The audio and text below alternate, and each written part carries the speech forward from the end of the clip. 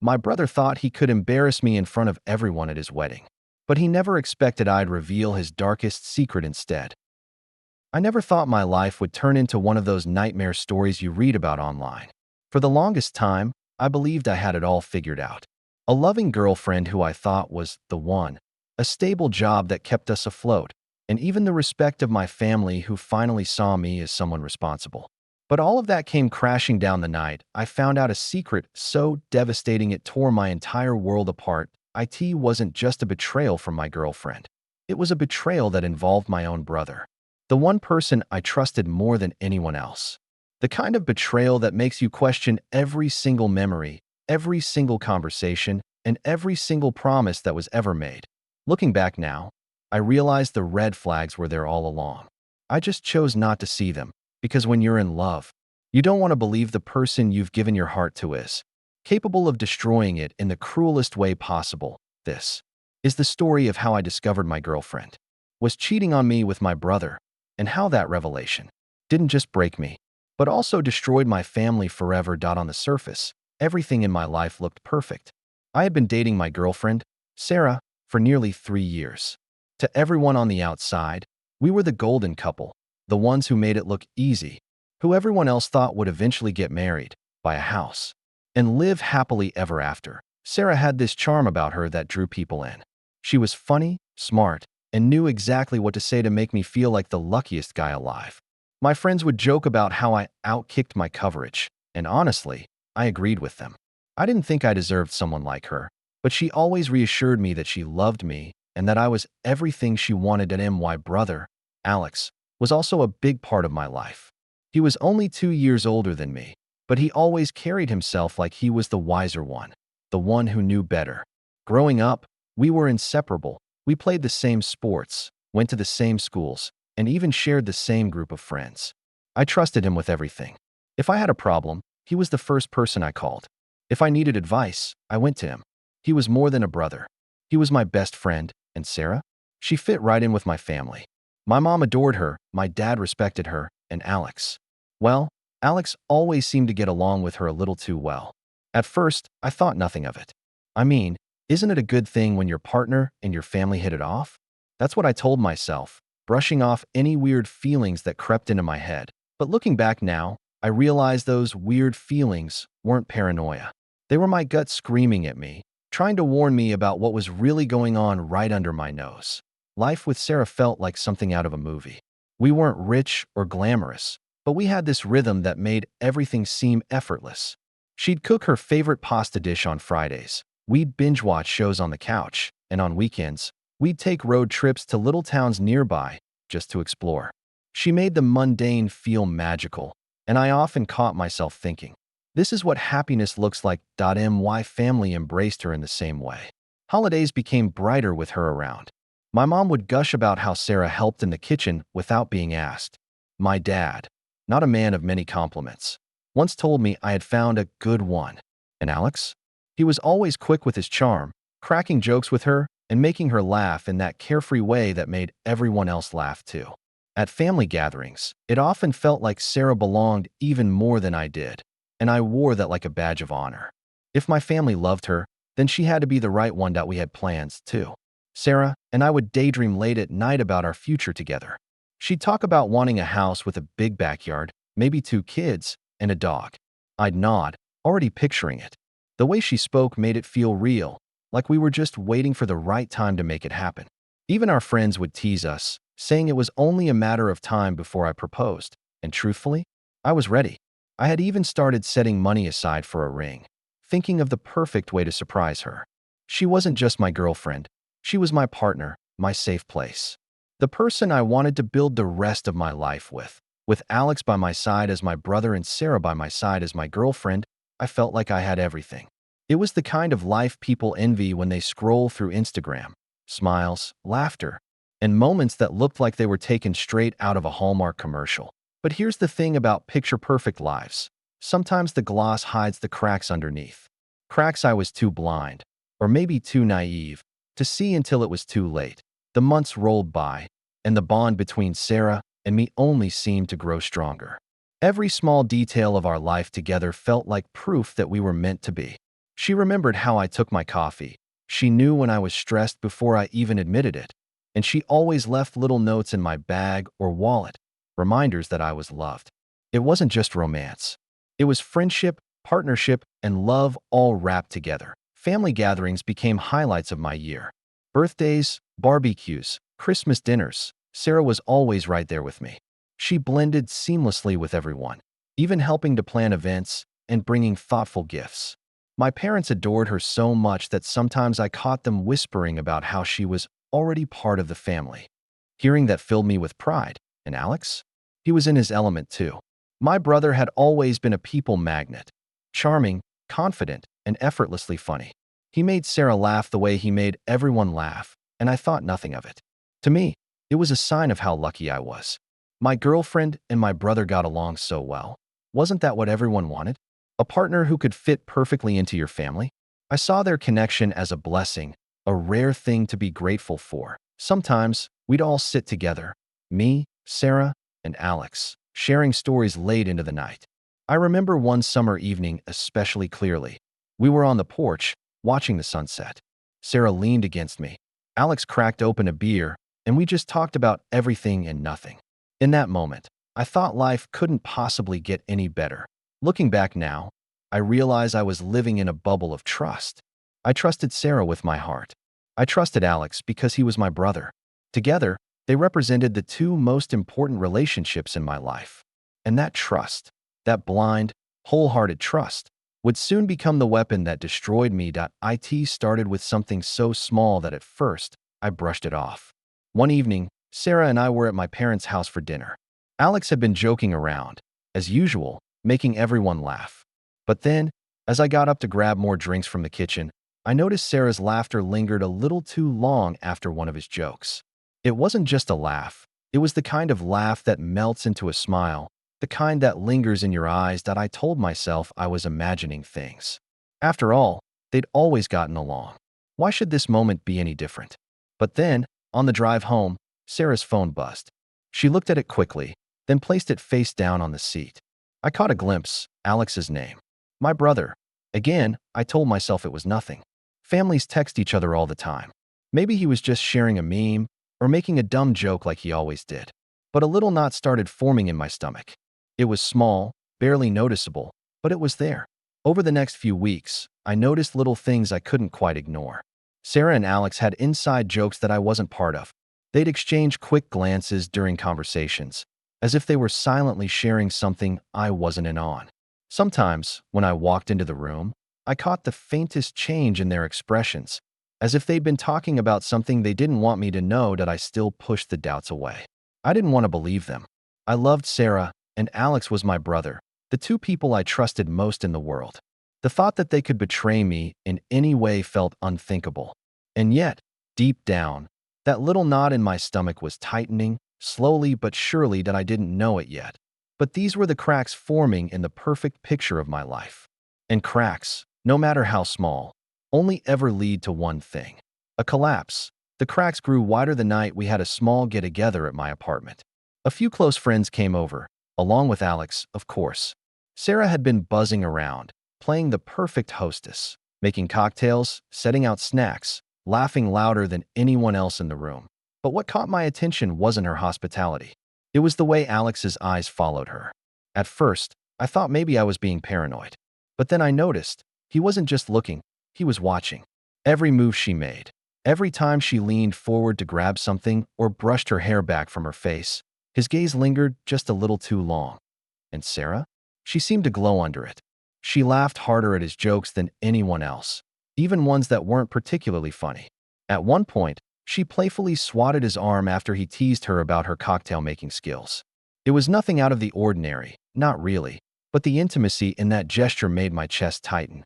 It wasn't the playful smack of a girlfriend teasing her boyfriend's brother.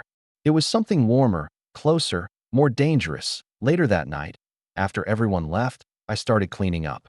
Sarah was scrolling on her phone, smiling faintly. I asked her what was so funny, and she quickly locked the screen. "Oh, nothing," she said, almost too casually. I knew that look. It wasn't nothing. I didn't push it. I wanted to believe her. I wanted to hold on to the idea that my life was still perfect. But when I went to bed, I couldn't sleep. My mind kept replaying the image of Alex's eyes fixed on her and her smile in return. The knot in my stomach that had been small and ignorable before was now a constant weight pressing down on me. And somewhere deep inside, a voice I tried desperately to silence was whispering the one thing I didn't want to hear. What if they're betraying you? I tried to shake off the unease, but the truth is, it stuck with me like a shadow I couldn't outrun. Over the next few weeks, small things started piling up, like puzzle pieces that didn't fit the picture I thought I had. Sarah's routines began shifting in ways that felt subtle but noticeable.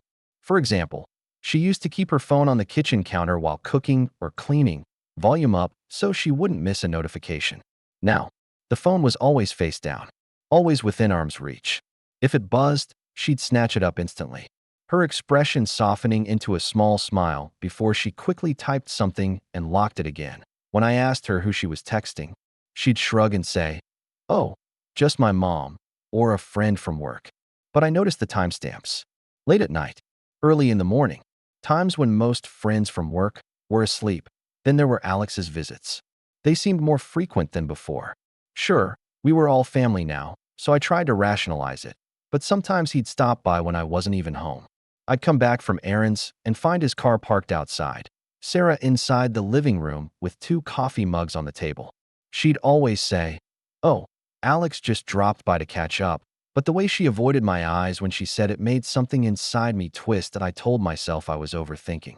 I told myself it was ridiculous to suspect betrayal, especially between her and my own brother. But then there were the slip-ups. One evening, we were sitting on the couch, half watching a movie. Sarah's phone buzzed, and she grabbed it quickly, as usual. She typed a message and smiled faintly. But when she leaned over to put her phone back on the coffee table, I caught a glimpse of the screen. Just a fraction of a second, enough to see a contact name that sent a chill down my spine. It was saved simply as A. I wanted to believe it could have been anyone. A coworker, a friend, even her aunt. But I knew. Deep down, I knew that my chest tightened, and suddenly the cozy living room felt suffocating. She must have sensed me staring because she asked, "Are you okay?" With that same soft, innocent tone she always used when something was off. I forced a smile and nodded, not trusting myself to speak. That night, lying awake beside her, I listened to her steady breathing, watched her chest rise and fall, and all I could think about was how much I wanted to be wrong. How much I wanted to wake up and laugh at myself for doubting her, for doubting my brother. But the voice in my head, the one I'd been ignoring for weeks, was getting louder, sharper, harder to silence. And it was no longer whispering. It was screaming, "Something is going on." And it's only a matter of time before you find out what. The moment that finally cracked the surface came on a quiet Saturday morning. Sarah had gone out early, claiming she was meeting a friend for coffee. That wasn't unusual, but what bothered me was how quickly she had left, almost as if she couldn't get out of the house fast enough that I decided to distract myself by tidying up. That's when I noticed she'd forgotten her tablet on the kitchen counter. Normally, I wouldn't even think about touching her things. I believed in privacy and trust. But something about the way the device seemed abandoned, carelessly left behind when she guarded her phone so closely, gnawed at me that I didn't go snooping intentionally. At least, that's what I told myself. I was just picking it up to move it. But the screen lit up as I touched it, and there it was, a notification banner flashing across the top. A text message from Alex that I froze, my heartbeat pounding in my ears so loudly it drowned out everything else. The preview was only a handful of words, but it was enough to make my stomach drop. Last night was amazing. Can't stop thinking about it. The tablet dimmed, leaving me staring at my reflection on the black screen, my face pale and trembling. My first instinct was denial. Maybe it wasn't my brother Alex. Maybe it was some other Alex. But no. The timing, the secrecy, the name saved as just a on her phone. It all came together like the final pieces of a cruel puzzle. I sat down heavily on the kitchen chair, gripping the tablet so tightly my knuckles turned white. My mind raced with every possible explanation. Maybe it was innocent. Maybe it wasn't what it looked like. But deep inside, the part of me that had been on edge for weeks finally admitted the truth. This wasn't paranoia. This was betrayal that I didn't confront her immediately. Instead, I spent the rest of the day replaying every recent moment in my head, analyzing every smile, every excuse, every late-night text. It all aligned too perfectly. The nights she claimed to be working late. The mornings she returned home with that subtle glow. The way she always seemed more tired than usual after meeting a friend. By the time Sarah came home that evening, humming softly as if nothing was wrong, I felt like I was living in a nightmare. She kissed me on the cheek, set her purse down, and started chatting about how nice her coffee date was. I watched her, trying to see if guilt would flicker across her face, if any trace of what I had read that morning would show, but she looked calm. Too calm. Almost rehearsed. That was when I realized something chilling. If she could look me in the eyes after receiving a message like that from my brother, then she was capable of lying about anything. And the worst part? I still didn't know how far it had gone, or how long it had been happening.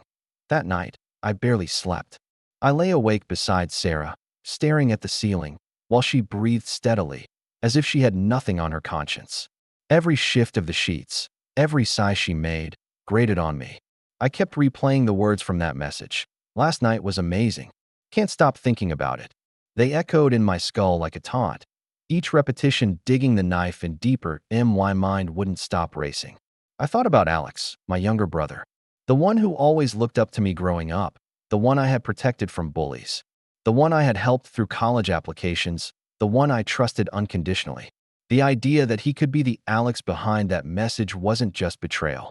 It was a complete destruction of the foundation of my family. I started noticing other details that I had brushed aside before.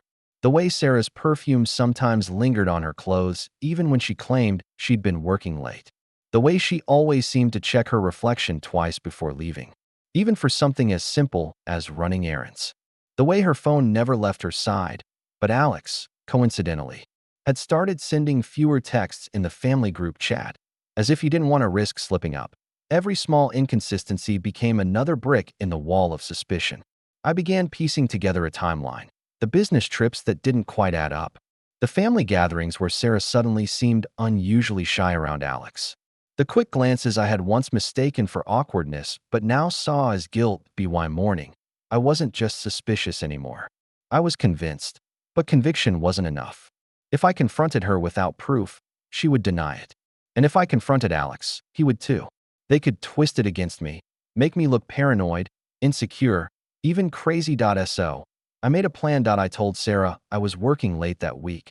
A small lie, but one that gave me space to maneuver. Instead, I stayed close to home, keeping track of her movements. I noticed patterns I had ignored before. The sudden grocery runs that took hours. The unexplained late returns when she claimed she was catching up with a friend. And then came the moment that cemented everything.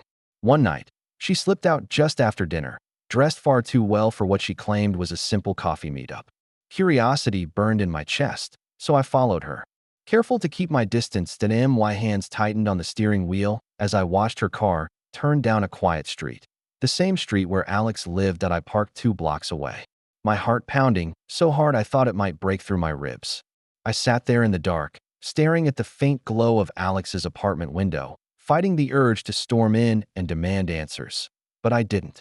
Not yet, because the truth wasn't just about catching them. It was about exposing them, in a way they couldn't deny, in a way the whole family would see. And as I sat there in the silence of my car, I realized something chilling. This wasn't just about betrayal anymore. This was about justice. The following days were torture. On the surface, everything looked normal. Sarah laughed at my jokes, cooked dinner, and kissed me goodnight like she always did. But underneath, I could feel the weight of her secret pressing down between us like a silent intruder. Every touch from her felt staged, every smile forced, and I began to wonder, was she acting this entire time? Was our whole relationship nothing but a performance while she snuck away to see my brother? I found myself studying her in ways I never had before. The way her eyes darted when she told me about her day, how she kept her phone face down on the table, as if even the screen lighting up could betray her. Once, I noticed she typed a long message, smiled faintly to herself, and then quickly deleted it before hitting send. My stomach turned. Was she writing to him? Even in my dreams, I couldn't escape it. I would wake in a sweat, imagining her lying in Alex's bed, whispering the same words she once reserved only for me. And when I looked at her sleeping beside me, I had to bite down on the urge to shake her awake and demand the truth right then and there, but I held back because a part of me craved certainty. Suspicion was corrosive, but proof, undeniable proof, would give me the strength to destroy the lies. I grew colder, quieter, and more watchful. I started noticing gaps in her stories. She would mention meeting a friend, but that same friend later posted a photo online showing they were out of town. She'd claim she stayed late at work, but her workplace shut its lights at 6 p.m. sharp. Piece by piece, her alibi unraveled, and with every hole I discovered, my chest filled with equal parts rage and grim satisfaction. And then came the breaking point. One evening, Sarah left her laptop open when she went to shower. Normally, she was meticulous about shutting it down, but this time, she slipped. My hands shook as I moved the cursor, opening her recent email drafts. There it was. A half-written message, unsent, but damning all the same. It read, "I don't know how much longer we can keep this up." He's starting to notice. But being with you feels like the only time I'm truly myself. The recipient's name? It wasn't shown. But my gut told me what my eyes refused to see. Alex. The name rang like a death sentence in my mind. At that moment, my suspicions became certainty. And with that certainty came clarity. If I was going to confront them, it couldn't be private. It couldn't be quiet. They had built this web of betrayal in the shadows, but I was going to drag it into the light. Once the truth started to take shape in my mind, I couldn't function the same way anymore. Every second in that house felt like sitting on a powder keg, waiting for the spark. Sarah's laughter in the kitchen, the sound of her humming while folding laundry, even the casual way she said, "I love you" before bed, all of it felt poisoned, but I knew I couldn't rush. Confronting her in private would give her the chance to deny, twist, or manipulate me into doubting my own senses. No. If I wanted to expose this, I needed timing, witnesses, and impact. It had to be undeniable. The opportunity presented itself sooner than I expected. My brother Alex had invited the family and a few close friends over for a dinner party. On the surface, it was to celebrate his recent promotion, but I couldn't shake the suspicion that he enjoyed parading his perfect life in front of everyone. When Sarah insisted we go, my instincts screamed. The thought of the two of them in the same room, exchanging glances, made my blood boil. Yet at the same time, it felt like fate was handing me the stage. If there was ever a place to drag the truth into the light, it was there, in front of family, friends, and anyone else who thought Alex and Sarah were innocent. In the days leading up to the dinner, I planned everything. I memorized Sarah's routines, noting when she snuck off with her phone or disappeared for errands. I rehearsed what I would say, running it through my head at night as I stared at the ceiling while she slept soundly beside me. Sometimes my hands trembled from the sheer rage building inside me, but I forced myself to stay calm. I needed to control this moment, not let it control me. I also gathered more evidence. A hotel receipt slipped in her purse, the familiar cologne lingering faintly on her jacket that wasn't mine, and finally, a series of calls she made to a number saved under a woman's name I knew didn't exist. It was Alex's burner phone, the one he used when he didn't want our parents pestering him. Each piece was a dagger. Each dagger pushed me closer to the edge. By the time the evening of the dinner came, I wasn't the same man anymore. Walking into Alex's house with Sarah by my side, I felt like an actor stepping onto a stage. Every person there had no idea what was about to happen. They smiled, they laughed, they clinked glasses, completely unaware that I was about to detonate a truth that would leave scars on everyone present. And the best part? Neither Sarah nor Alex saw it coming. They moved around the room with ease, like predators who thought the prey would never fight back. But this time, I wasn't prey. This time, I was the storm. The dinner began like any other family gathering, the sound of cutlery clinking, conversations overlapping, wine glasses filling and emptying. But for me, every second dragged like an eternity. I wasn't just eating. I was studying, watching, waiting. Sarah sat to my right, laughing at some silly story my aunt told, her hand occasionally brushing mine in what looked like a loving gesture to everyone else. But I knew better. Her smile felt rehearsed. Every time she laughed, I could almost see her glance across the table at Alex, so fast no one else would catch it. But I did. I caught everything. And Alex, God, he was good at pretending. Perfect host, perfect brother, pouring drinks, telling stories, making sure everyone had enough food. But beneath the charm, I could sense it, the slight twitch when Sarah laughed too loudly at his joke, the faint flush on his neck when her eyes lingered a fraction longer than they should have. That I sipped my drink slowly, letting the alcohol burn down my throat, not to numb me, but to steady my hands. My pulse was pounding, not from fear, but from anticipation. The entire room thought this was just another happy family dinner. They didn't know I was about to turn it into a battlefield at a T1 point. Sarah leaned close and whispered something about how good the food was. To anyone else, it looked like a casual comment between partners. But when she leaned in, I smelled it again, that damn cologne. Not mine, Alex's. And it was faint but fresh, like she'd been close to him today. That was it. That was the confirmation I needed. The last straw. I excused myself, heading to the bathroom, but I didn't really need the bathroom. I just needed a moment to look in the mirror and remind myself who I was. As I stared at my reflection, I thought about how many times I'd swallowed my suspicions, how many times I'd doubted myself, how many times I'd let their little game go unchecked. Not tonight. Tonight, I would end it. Back at the table, the laughter grew louder as the wine bottles emptied. Perfect. The more comfortable they all were, the harder the impact would land. I could feel my moment approaching, like thunder rolling in the distance before the storm breaks. That I placed my hand on the stack of papers in my pocket, the hotel receipt, the printouts of the phone logs, the evidence I'd gathered. They were my weapons, and soon I would unleash them. I watched Sarah and Alex one more time, smiling, laughing, basking in their false sense of security.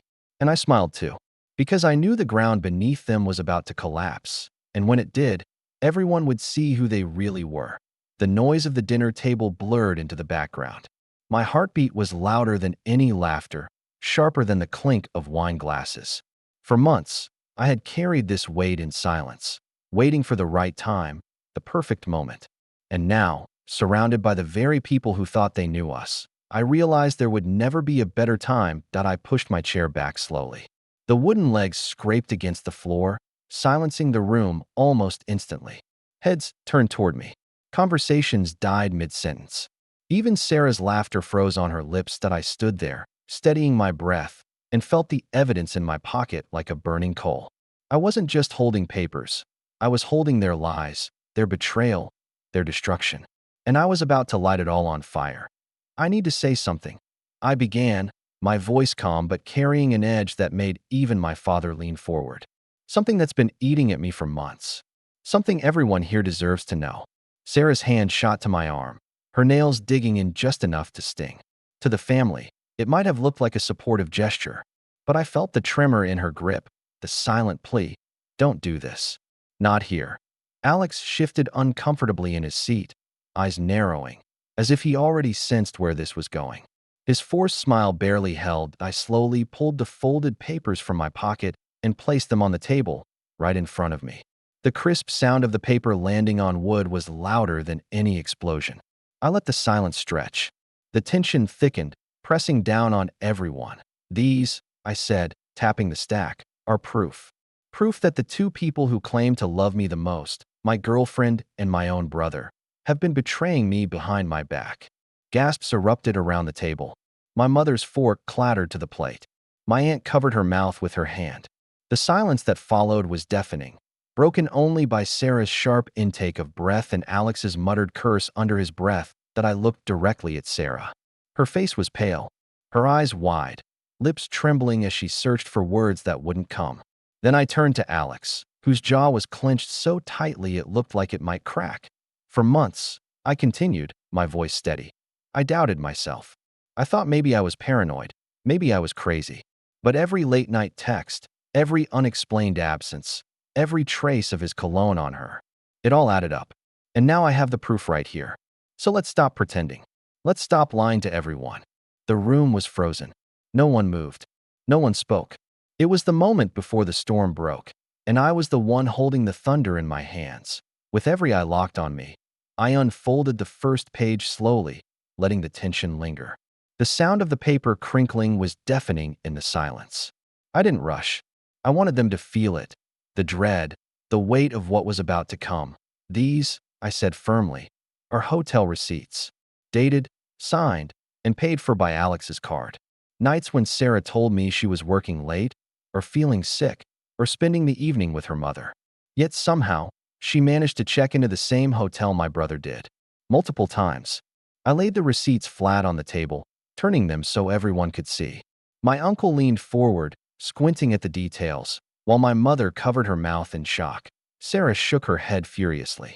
"It's not what it looks like," she whispered, her voice barely holding.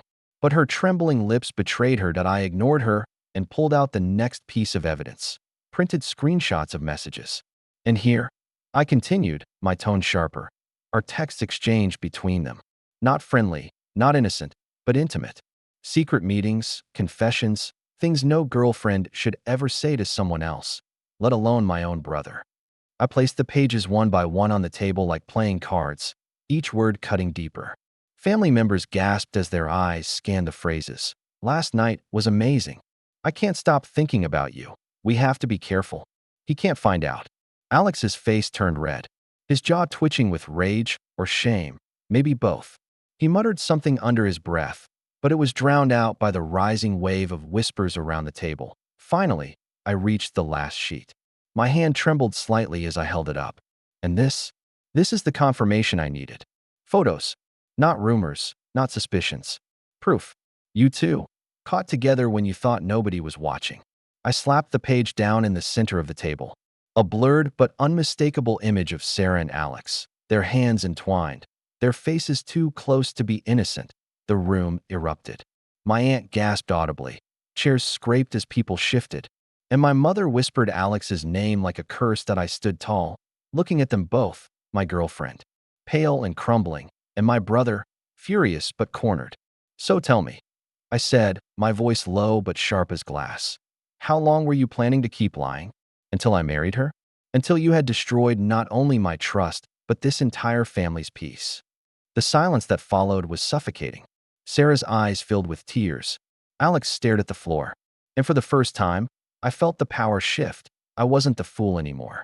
I was the one holding their carefully constructed world in my hands, tearing it apart piece by piece. The moment the photo hit the table, chaos ignited like a fire spreading through dry leaves. That my mother's face went pale, and then red, her voice trembling as she turned on Alex. "How could you? With her of all people? Your own brother's girlfriend." Her words cut the air like knives, raw with both anger and heartbreak. That father, usually the calm mediator, slammed his fist on the table so hard the glasses rattled. "This is shameful," he roared. "Do you realize what you've done to this family? To your brother?" His booming voice silenced the room for just a heartbeat, only to make the whispers swell louder again. Meanwhile, my cousins exchanged stunned glances, whispering furiously behind their hands. Some looked at me with pity, others at Alex with disgust. One of them even muttered, "That's beyond betrayal." Loud enough for everyone to hear, Sarah tried to speak, her voice cracking. "It wasn't supposed to. I never meant for it to." But her words were drowned out by my aunt's sharp interruption. "Don't you dare play the victim now. You knew exactly what you were doing." Alex, cornered and furious, suddenly pushed his chair back with a screech. "Enough," he shouted, his voice breaking. "You don't understand. None of you do. I didn't plan for this. It just happened." My father's face darkened. "It didn't just happen, Alex. You made a choice. Again and again. And every time you did, you spat on your brother's trust." I stood there, watching the storm unravel, my heart pounding but my resolve like steel. For so long, I had felt powerless. But now, the truth was out, and it was them who were scrambling for footing. The family dinner, once meant to be a celebration, had turned into a courtroom. Everyone had chosen sides, and the weight of their judgment pressed down heavy. But this wasn't over. I could feel it. The storm had only just begun, and I knew the next words out of my mouth would determine whether this family shattered completely, or if the pieces would ever be picked up again. The shouting ricocheted around the room. I felt something shift inside me. For months, I had carried the weight of their betrayal in silence, letting the guilt and humiliation eat me alive. But now, with the truth exposed, I finally had the floor.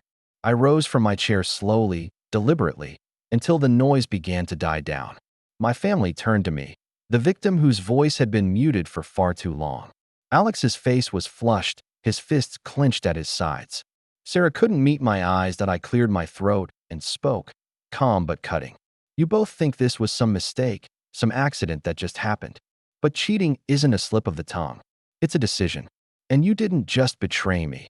You humiliated me, lied to me, and let me carry the blame for not being enough. And now you sit here asking for sympathy. The silence was suffocating, broken only by Sarah's shaky breath. My mother looked at me with tears in her eyes, as though she couldn't believe her sons had come to this. I continued, louder now, letting the anger that had been bottled up for so long finally spill out. I will not be the brother who stays quiet, so you can pretend this family is fine. Alex, you made your choice when you crawled into her bed. Sarah, you made yours when you looked me in the eyes and lied. I leaned forward, my voice sharp as glass. As far as I'm concerned, you're both out of my life. Don't call me. Don't show up at my door, and don't expect me to forgive you just because we share blood. You burned that bridge yourselves. Gasps rippled through the table. My father gave a slow nod, like he respected the courage it took to say those words. My mother sobbed quietly, torn between her sons but unable to defend Alex this time. That Alex's jaw tightened, but he didn't speak. For the first time, he looked small. Sarah buried her face in her hands, shoulders trembling, but I felt nothing for her anymore. The choice had been made. I wasn't going to be their victim anymore. But even as I sat down, the air buzzing with the aftermath, I knew this wasn't the end. Families don't just split cleanly, and betrayals this deep leave cracks that never fully heal. And the question that hung over all of us was clear. Could this family survive after what had just been unleashed? Or had I just set us all on a path of no return? The days after that explosive dinner were some of the strangest of my life. It was like an earthquake had ripped through the family, leaving fractures in every direction. The silence in my phone was deafening at first, but then came the ripple effects. Relatives started calling, not to check on me, but to pry. A cousin I hadn't spoken to in months sent me a message asking if it was true that I had publicly disowned Alex. An aunt left a voicemail begging me to reconsider, saying that family was all we really have. And then there were the whispers from those who didn't reach out directly. The ones that reached me through back channels, that I was cruel, dramatic, or that I had humiliated Alex when I could have handled it privately. It was infuriating. These people hadn't seen the nights I spent staring at the ceiling, wondering why I wasn't enough for Sarah. They hadn't heard the lies, the fake reassurances, the gaslighting. Yet somehow, I was the one painted as the villain for tearing off the mask at the table. My parents tried to play peacekeepers. My mom called, voice shaking, and asked me to please talk to your brother, just once more. She said he was struggling, that he regretted everything. My dad, though quieter, hinted that maybe I should consider moving past it. But I could hear it in their tone. It wasn't about healing me. It was about keeping the family from collapsing completely. Meanwhile, Alex didn't reach out once. Not a text, not a call. I learned through others that he had moved back in with Sarah for a while, then stormed out after another fight. The irony wasn't lost on me. He ruined everything to be with her, and even that was crumbling. Sarah, on the other hand, tried twice to message me. Long, rambling texts about how sorry she was, how it just happened, how she missed what we had. I never replied. Every word she wrote felt like salt in a wound she created, but the hardest part wasn't ignoring them. It was the loneliness. The house felt emptier than ever. Friends offered support, but when the door shut at night, it was just me and the weight of betrayal echoing in the silence that I thought exposing them would bring me peace. Instead, it left me standing in the ruins of a family divided, forced to carry the blame for being the one who finally told the truth. And in that loneliness, a dangerous thought crept in. Had I actually destroyed myself along with them? The loneliness pressed on me like a weight I couldn't shake off. Nights dragged endlessly, filled with replayed memories of Alex's smug face at that dinner table and Sarah's guilty eyes darting away from mine. I had thought that by exposing them I'd reclaim my dignity. Instead, I found myself wandering through silence, wondering if I had actually lost more than I gained. And then, just as I was starting to spiral into doubt, something unexpected happened. One evening, as I scrolled aimlessly through my phone, a message popped up from my cousin Daniel, the black sheep of the family. Daniel was the one everyone whispered about, the one they dismissed as unreliable because he had dropped out of college and worked odd jobs. Yet, he had always been brutally honest, and maybe that's why most relatives kept him at arm's length. His message was short. I heard what happened. You did the right thing. Don't let them twist it. At first, I thought it was just a throwaway comment. But then he called. His voice was calm, steady, nothing like the chaos coming from everyone else. He told me he had been in a similar position once, betrayed by someone he trusted, and the family had tried to sweep it under the rug then too. He said I wasn't crazy, that the isolation I felt was the price of telling an ugly truth people didn't want to hear. That call hit harder than I expected. For the first time in weeks, I felt seen, not as the villain, not as the troublemaker, but as someone who had finally stood up to a toxic cycle. But with Daniel's words came a new realization. If one cousin believed me, maybe others did too. They just didn't have the courage to say it out loud. And if that was true, then perhaps the narrative my family was spinning wasn't as airtight as they wanted me to think. The thought was both empowering and terrifying. Because if there were cracks in their wall of silence, it meant Alex's perfect facade was already starting to collapse. And when it did, I knew he wouldn't go down quietly, that I didn't have to wait long for Alex's counterattack. A few days after Daniel's call, I got an unexpected email, an ugly, venomous piece of writing from Alex himself. It wasn't a heartfelt attempt to explain, it wasn't even an apology. It was a calculated smear campaign wrapped up as a warning. He accused me of being jealous of his success, of fabricating lies because I couldn't stand to see him happy. He wrote paragraphs about how I'd always been the bitter sibling, the one who underachieved, the one who lived in his shadow. And then, he slipped in the line that chilled me most. You're not just hurting me, you're hurting Mom and Dad. Do you really want them to spend their last years ashamed of you? That sentence hit me harder than any insult. It wasn't about truth anymore, it was about control. He was weaponizing our parents' love, twisting it like a knife, trying to guilt me into silence. And the worst part?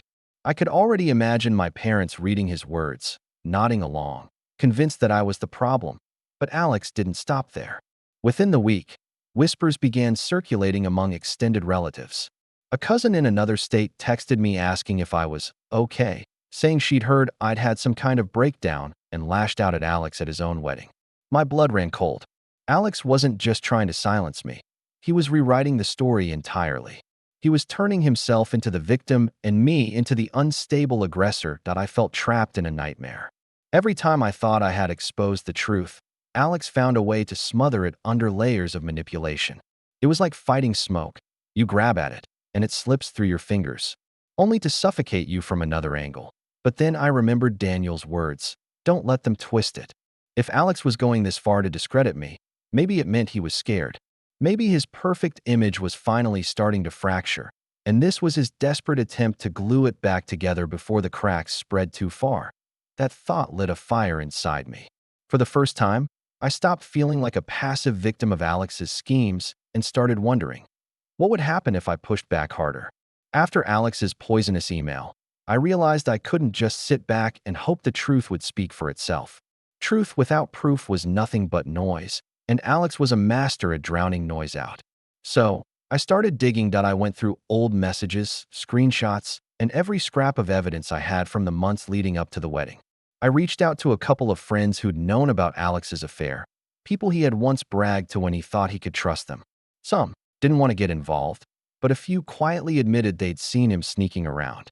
One even forwarded me texts Alex had sent late at night, the kind you couldn't misinterpret. Piece by piece, I built a timeline, a trail of receipts, messages, and statements that painted a picture far more damning than my words alone ever could. It wasn't just me saying Alex had cheated. It was Alex himself, leaving breadcrumbs of arrogance that he thought no one would ever bother to pick up. When I finally had enough, I made one bold move. I didn't send it to our parents. I knew Alex would twist it before they even read it. Instead, I sent it to Daniel. Every screenshot, every message, every timestamp. I wanted him to see the truth for himself, unfiltered and undeniable. Hours later, he called me. His voice shook with anger, not at me, but at Alex. For the first time, I heard in his tone the shattering of illusions, the crumbling of a man's world when he realizes he's been played for a fool. Daniel didn't thank me. He didn't have to. The silence between his words said everything. He knew now. As for Alex, I haven't heard from him since. No more emails, no more smear campaigns. Maybe he's regrouping, maybe he's pretending. None of this happened, but one thing is certain. The perfect mask he wore so confidently is cracked, and the people closest to him have seen what lies underneath. And me? For the first time in years, I feel lighter. Not because I destroyed Alex, though part of me believes he deserves everything coming his way, but because I finally stopped letting him dictate the story. The truth is out there now, beyond his reach, beyond his control. Maybe my parents will never believe me. Maybe some relatives will always think I'm the villain. But Daniel knows. And Alex knows. And sometimes, that's enough to end the quiet that followed. I found myself reflecting on everything Alex and I had been through, not as enemies, but as brothers. We shared a childhood, the same roof, the same parents who raised us. I remembered nights when we were kids, whispering secrets under the covers, laughing at jokes only we understood. Somewhere along the way, that bond had rotted, replaced by rivalry, bitterness, and betrayal. And yet, even after everything, part of me still wished things could have been different. That Alex could have been the man he pretended to be, not the one I exposed. But life doesn't give you do-overs. It only gives you choices. And on that day, at his wedding, when he tried to humiliate me, he made his choice. I made mine. Some people say exposing family like that is cruel, unforgivable. Maybe they're right. But sometimes silence is cruelty too. Letting someone you love tie themselves to a lie, to a man who lives off deceit. It's like watching them walk into fire and refusing to pull them back. I couldn't do that. Not for Daniel. Not for myself. Now, I don't know what the future holds for Alex. Maybe he'll double down, deny everything, and keep living in the shadows of his own lies. Or maybe, just maybe, he'll finally face the truth he's been running from. That's his battle, not mine anymore. As for me, I've made peace with what I did. It wasn't about revenge. It wasn't about winning some twisted sibling rivalry. It was about standing up when it mattered most, even if it meant being hated for it. Because at the end of the day, sometimes being the villain in someone else's story is the only way to be the hero in your own. Thank you for watching this story on True Tales Hub. Please like the video, subscribe to the channel, and turn on the notification bell so you won't miss our next story. That we post new tales twice a day, and each one comes with unexpected twists you won't see coming.